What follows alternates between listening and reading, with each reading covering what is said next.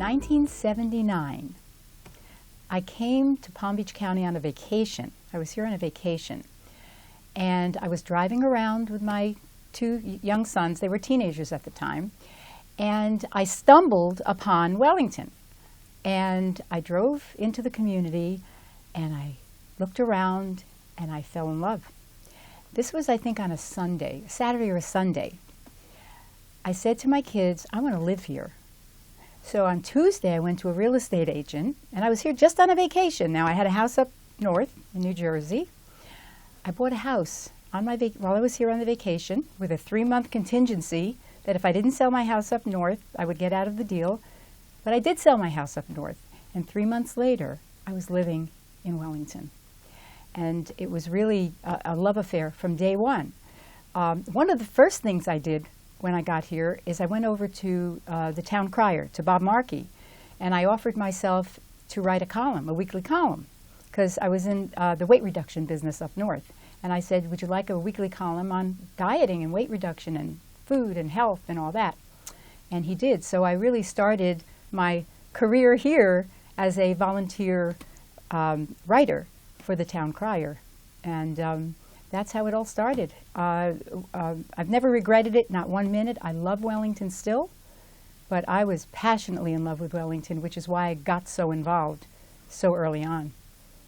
I was actually working outside of Wellington, at the time when I came here, because I started a franchise of the company I worked for up north. And so for about a year and a half, I was working down in West Palm Beach, but I started getting involved in volunteering here and doing things. And I got to know a lot of people, and suddenly there was talk about starting a chamber of commerce. The person who was at the center of that eventually moved back to Connecticut. His name was Mike Abadi.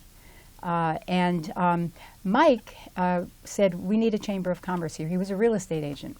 And his wife had a salon, a nail salon, Roberta's Salon, which was in the original little Publix mall on Forest Hill Boulevard. And so a group of us got together. There were about 15 of us, and I actually couldn't name all 15, but I remember a good number of them, at Cobblestone's restaurant. We got together at Cobblestone's, and Dennis Witkowski, of course, was one of those people. And we decided to start a Chamber of Commerce, and we did. So that's how the Palms West Chamber started. It was, I think it was 15 business people in the community, and me, because I wasn't a business person yet, and I wasn't yet working for the developer. The Chamber started at a round table at Cobblestone's. And that was, kind of how I started getting involved. How I got involved in working here is a really interesting story. When CorePoint purchased all of the undeveloped land in Wellington, with the exception of Palm Beach Polo, that was a separate entity, and they had a young man at the time running their operation. His name was John Zeelenbach. John was a nice young man. He showed up at all of the chamber events on behalf of CorePoint, and so did I. And I started chatting with him at these chamber events, and I said, CorePoint has a lot of great things. You're doing wonderful things for the community. I said, but you're missing one thing. And he said, well, what is that? I said, you're missing me. You need me to help you get the word out about Wellington, because that's what I do best. Well, I guess about the 4th or 5th event that I cornered him at, after I did my sales pitch, he said, call me tomorrow. We'll talk. And I did. I called him. I went in and talked to him, and they hired me as the communications director for CorePoint, for the master developer. And that's how, everything started, and the whole career and all of the events and all of the things we did in the community back then, that was the seed of it. I walked into my office the first day, didn't know what to do, because I had a desk, I had pens, I had paper, I had a typewriter at the time. I don't even think I had a computer back then, I don't remember. And I just started making phone calls and doing things, and before I knew it, I was busy. I had lots of stuff to do. and I loved working for them. The Vidya family was generous, kind, very smart, and it was a really, really wonderful time of my career and my life was working for them. I'd say a little, maybe a year or year and a half after I started working for them, John went back to New Jersey, and George DiGuardiola, who was a friend of the family, of the Vidya family, came here, and he took over day-to-day operations, and then I ended up, working for him and the family. It was wonderful. It was great. We did so many amazing events in Wellington back when the community was developing. When I moved into Wellington, there were only 400 homes here. So you can imagine, how challenging it was for all of us to kind of, get things moving, because our goal was to bring people here to buy homes. And that's what the master developer's job was to sell the property to the developers and then sell the community to the world. So one of the big events that brought a lot of people was Hakvin Day. It got very big because the word got out. The word got past US 441 that something really big was going on on the other side of the road. And people came from all over the county eventually for Hakvin Day, and we had 15,000 people at one of the last ones that I ran. And it was just a wonderful family community event, and we tried to do that over and over again. We did sanctioned races. We did a sanctioned race walk and a sanctioned bike race on Forest Hill Boulevard, which meant we had to close down one lane of Forest Hill Boulevard to have a lane for the bikes, for that bike race, and for the walkers for the race walk, and keep it safe so no one got hurt. And we did it. We were able to do it. We worked with the sheriff's department, and they were always very helpful to us. I got a call one day, out of the blue, a cold call, from a retired judge from New York. His name was Arnold Freeman, I believe. I'm pretty sure that was his name. He said, I would like to use Lake Wellington for a sanctioned rowing regatta, and I want to run a rowing school in Wellington. I said, oh, okay, tell me more. And he talked a little bit about himself, and that he's a rowing advocate, and knows a lot of people in the field. But he feels that Lake Wellington is a perfect spot for a school for sculling, for rowing. And so I took the information and I brought it, to George DiGuardiola, and of course I'm sure he spoke with the Vidya family, and the decision was to have the judge, Freeman, come down here, talk to us, give us more information, and the end result was we ended up having a rowing school at Lake Wellington. At the it was they ran it out of the Wellington Club, which was right on the lake, and I think now the Wellington Club is the community center, but that was the first Wellington Club, and we did about probably 3 or 4 regattas, and for that I ended up talking to the folks up at Rollins College, because they have a very big rowing program, and they helped us promote it. They brought rowers in. They came from all over the state, and sometimes I think out of the state, and it was really, really great for the community. It was something that most of the people in this community were not familiar with, but it was a very good event. People loved it. The people who lived on the lake really loved it, because they could watch right from their homes as the boats went down the the lake. But so we did that. We did the Miss Wellington pageant. I started the Miss Wellington pageant, and I remember the first Miss Wellington. I remember her first name. I just remembered her whole name. April Webb was the first Miss Wellington, and we ended up doing one every a pageant every year. For that, I was really lucky. There was a young lady, a woman who lived here, who was pageant savvy. Her name was Cheryl Snowden. And she actually came in and helped me to run the pageants because, I ended up doing things I knew nothing about. But just finding the right people makes you look really good. So Cheryl was really active in getting the pageants going, and that was a lot of fun. And I don't know if they still do it, but it was a great event, and the community loved it. We did an event called Wellington Blockheads. Wellington Blockheads, what was that? It was a game show that we did on Channel 36. It was where blocks, community neighborhoods would enter a team, and that's why we called it Blockheads. And it was kind of like Jeopardy. And they would have a team of, I think, 4 residents from the block, from their block, and we ran a tournament for the community, and that aired on Channel 36. And I don't know how many weeks we did it, but it was a great fun event. The holiday parades. Let's talk about the holiday parades. The first holiday parade, Dennis Witkowski and I did ourselves.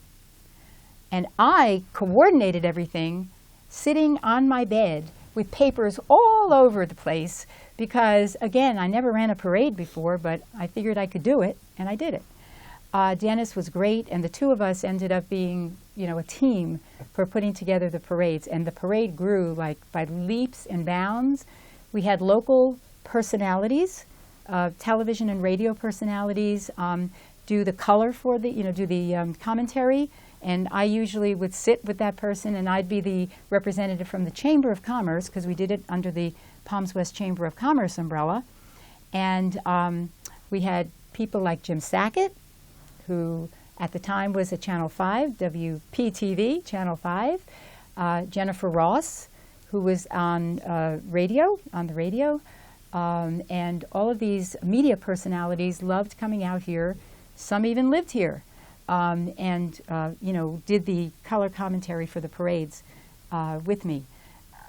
We always had, for the parades, an interesting Grand Marshal, but no one was more interesting than Robin Leach from Lifestyles of the Rich and Famous. I don't know where we got our guts and where we got our courage, but we contacted Robin Leach and asked if he would consider being the Grand Marshal of the Palms West Chamber of Commerce Holiday Parade. And he accepted.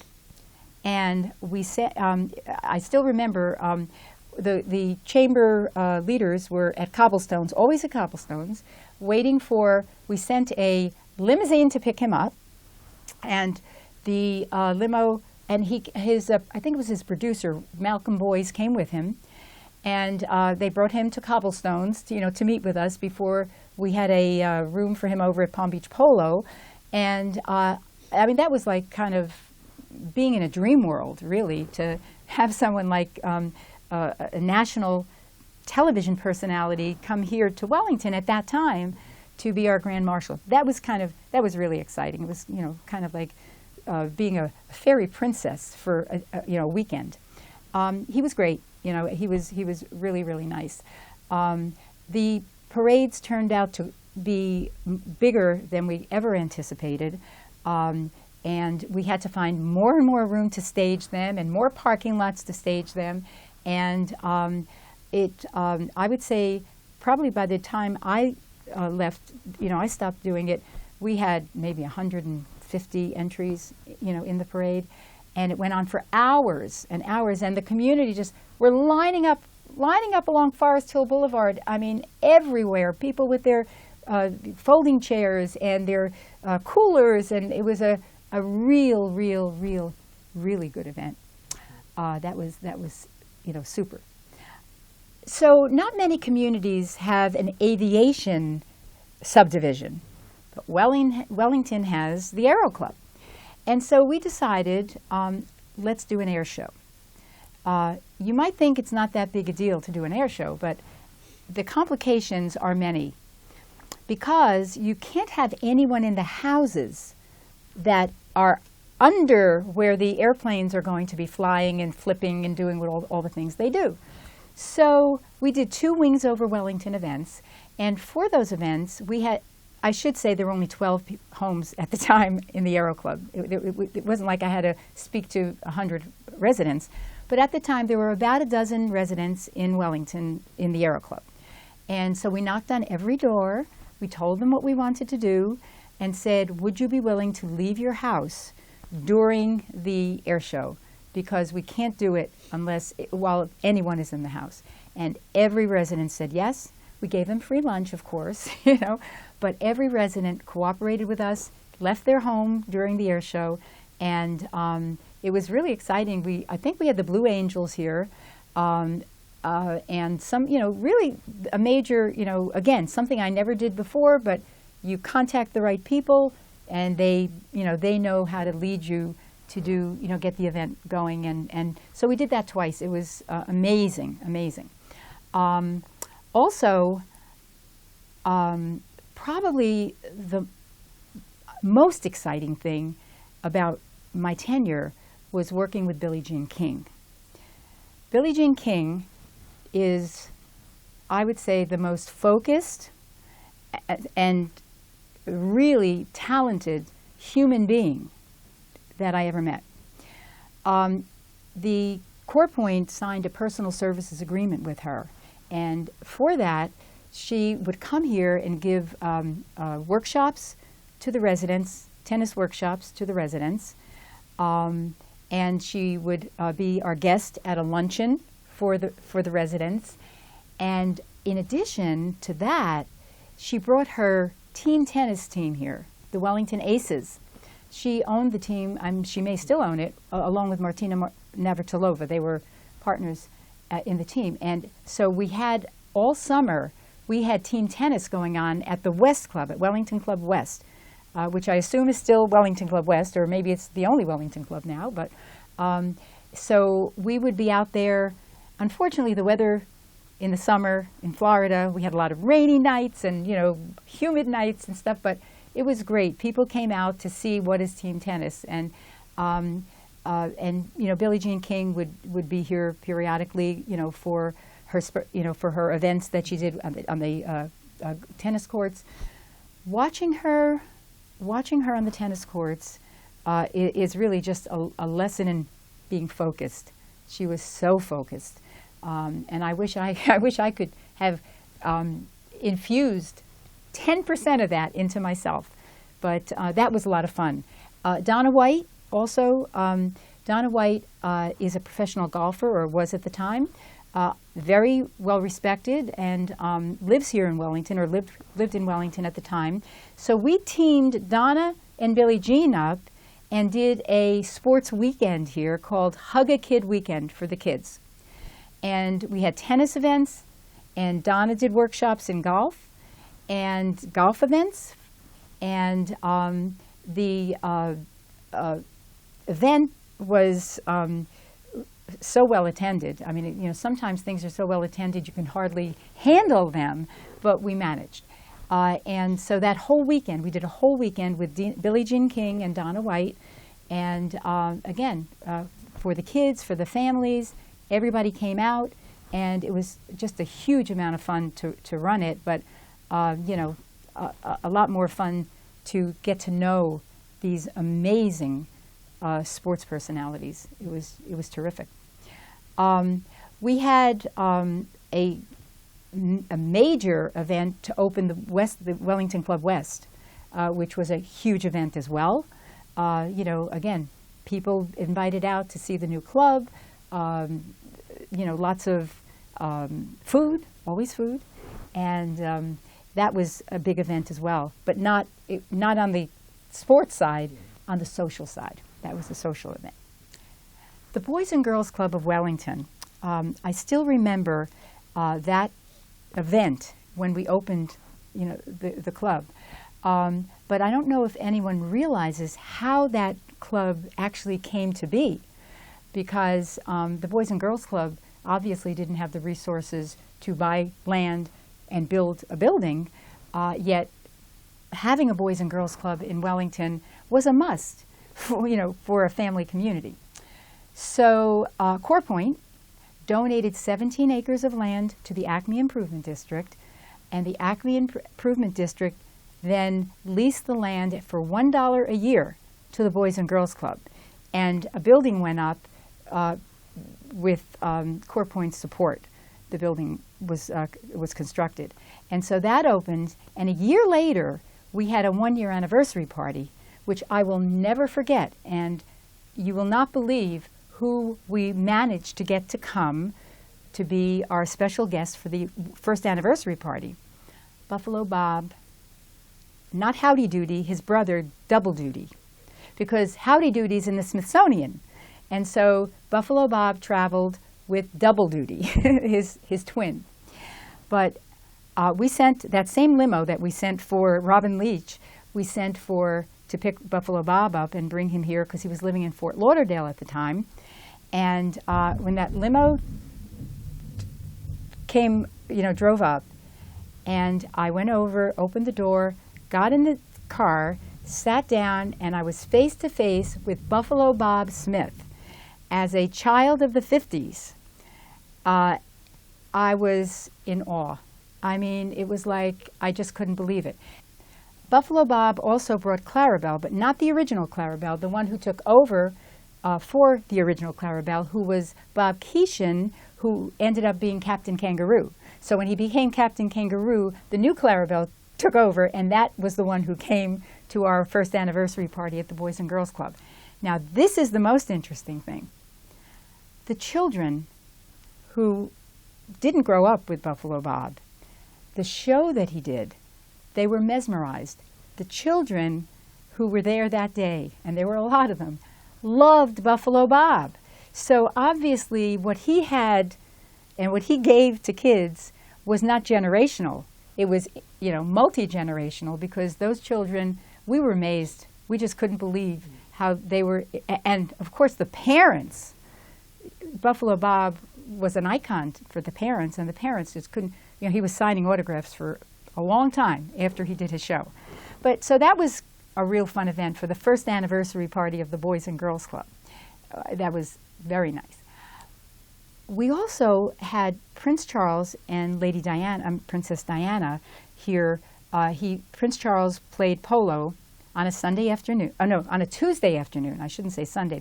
Normally they play on Sunday, but he was here on a Tuesday.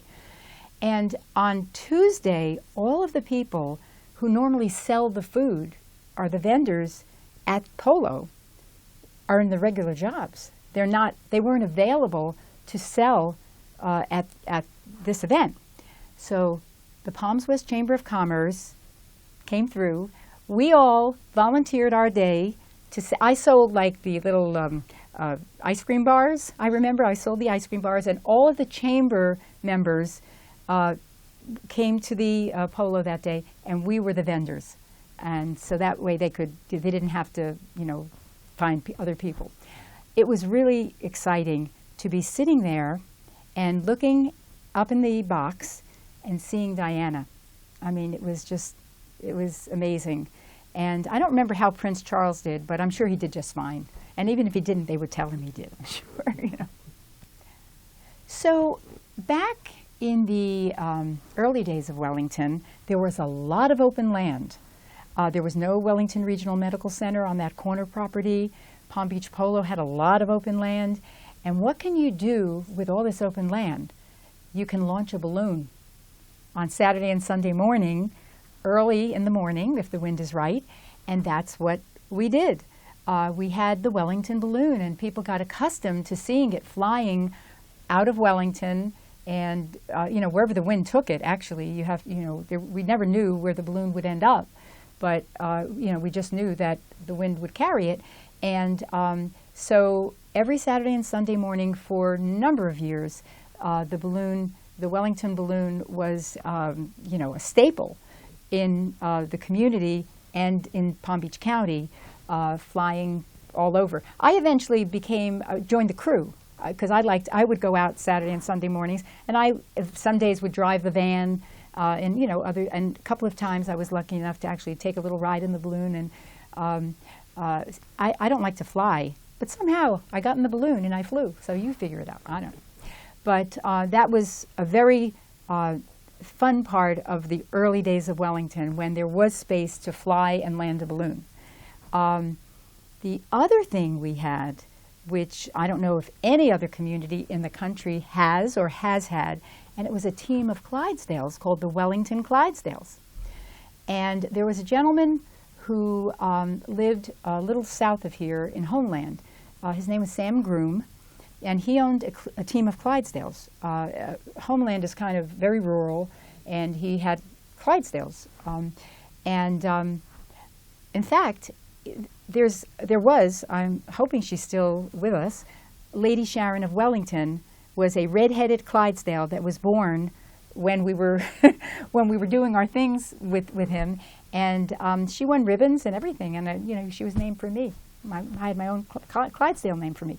But we did take the Clydesdales twice to the Orange Bowl parade, and one time it was in that block of time that it was on national television, and it was very exciting, you know, to be in the Orange Bowl parade with the Wellington Clydesdales. And these were just all wonderful ways to get the name of Wellington outside of the community and get people interested in looking at Wellington as a home. And I would venture to say that it worked, because look at Wellington now. You know, Wellington has grown so tremendously and grew so very much during those years because of things like the balloon flying, the Clydesdales out there, and all of these wonderful events that people outside of Wellington started hearing about and saying, hey, gee, that sounds like a great place to live. Eventually we had schools, which when I moved into Wellington, we didn't have schools in the my children went to Forest Hill High School, 16 miles away, because there was no high school, there was not a middle school. The middle school was over in Royal Palm Beach, I believe. That's where it was. Mm-hmm. And so things started to develop. The first principal of Wellington High School was Dr. Jake Sello, a very fine gentleman and a really very brilliant educator. He called me one day and he said, Sharon, you know, the school is almost finished and we have a stadium, but we don't have bleachers. We don't have bleachers. But they're closing a school in West Palm Beach, and those bleachers would fit perfectly in our stadium, but it's going to cost maybe $80,000 or so. I don't remember the exact number he gave me, to relocate them. So I went to George DeGuardiola, as I always do when I get requests, or I always did. And I'm sure he spoke with Core Point leaders, and I got the go-ahead, tell Dr. Sello we'll bring the bleachers here. And that's how I don't know if they've ever changed the bleachers, that's how the bleachers were originally put into, you know, Wellington High School Stadium, but they named the stadium for Core Point at the time. They called it, back in the old days, if you will, the early settlers, it was Core Point Stadium. Somewhere along the line, I believe that they took the Core Point name off of the stadium, but the reason that it was there was because Core Point donated the bleachers to make it a whole stadium at the time. So that was, you know, a very interesting job that I had, wouldn't you say? I had a really interesting job.